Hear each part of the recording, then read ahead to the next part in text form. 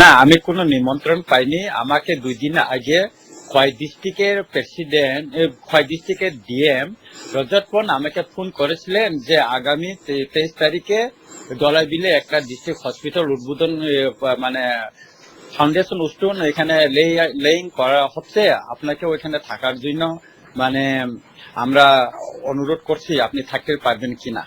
তখন আমি বললাম অবশ্যই থাকবো, কেন থাকবো না। তারপর দেখলাম যে আমাকে কোনো নিমন্ত্রণ পত্র পাঠানো হলো না, এরপরে কোনো যোগাযোগ মানে করা হচ্ছে না। তারপর সবচেয়ে দুঃখজনক হইল যে আজকে ওই অনুষ্ঠানে যে আমাদের যেখানে 6 ডিস্ট্রিক্টে 3 জন আমাদের ত্রিপুরাছা মিনিস্টার এমএলএ রয়েছে, যেমন অনিমেষ দেববর্মা ফরেস্ট মিনিস্টার, যেমন বিকাশ দেববর্মা ট্রাইবেল ওয়েলফেয়ার মিনিস্টার, আমি রঞ্জিত দেববর্মা, আর যেখানে দলাইবিল যেটা আজকে এখানে ফাউন্ডেশন লেইং করছেন মাননীয় মুখ্যমন্ত্রী মহোদয়, আমার রামচন্দ্রঘাট বিধানসভা থেকে 100 মিটারের ভিতরে এটা।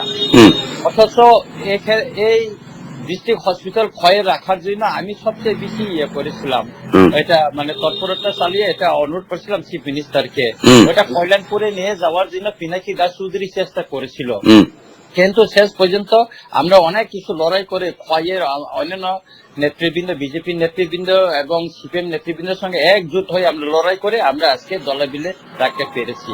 এবং মাননীয় মুখ্যমন্ত্রী মহোদয় দিল্লিতে আমার সঙ্গে দেখা হয়েছিল ত্রিপুরা ভবনে, তখন উনি আমাকে যখন দেখা করি উনি তখন বলছিল, বাবু আজকে ক্ষয়ের জন্য একটা ভালো খবর। আমি বললাম স্যার কি ভালো খবর?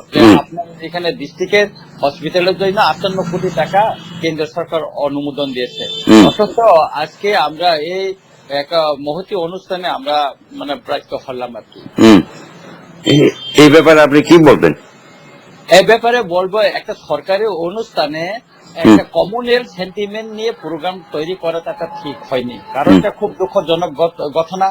সংসদীয় গণতন্ত্রে এরকম খুব নজিরবিহীন এবং বিরল ঘটনা, এবং এরকম ঘটনাকে আমি নিন্দা জানাই এবং ধিক্কার জানাই। কেননা এখানে শুধু আমি যতদূর দেখছি এখানে সিপিএম এর এমএলএ নির্মল বিশ্বাসকে রাখা হয়েছে, অথচ ট্রাইবেল কোন একজন মিনিস্টার কোন এমএলএ কে এখানে রাখা হইল না। তো আপনি দেখেন কল্যাণী রায় তেলেমুরা থেকে, তারপরে আপনি কল্যাণপুরের এই যে পিনাকি দাস চৌধুরীকে নিয়ে আসা হয়েছে, তারপর মানে আর বাকি এখানে মিউনিসিপ্যালিটি কাউন্সিল চেয়ারম্যান তাদেরকে সবাইকে রাখা হয়েছে, কিন্তু একজন ট্রাইবেলকে সেখানে রাখা হইল না। একটা চিফ মিনিস্টার অফিস থেকে এটা কিভাবে প্রোগ্রাম করা হইল আপনি বলুন? যদি কমনওয়েলথ সেন্টিমেন্ট যদি না থাকে এভাবে তো করতেই পারে না। দুঃখজনক। আমি আগামীকাল মাননীয় প্রধানমন্ত্রীকে চিঠি লিখছি এ ব্যাপারে, সবকা সাথ সবকা বিকাশ সবকা বিশ্বাস হইলে এরকম কেন করা হচ্ছে? আমাদের ট্রাইবেল হিসাবে আমাকে বঞ্চনা করা হয়েছে এরকম অনুষ্ঠানে।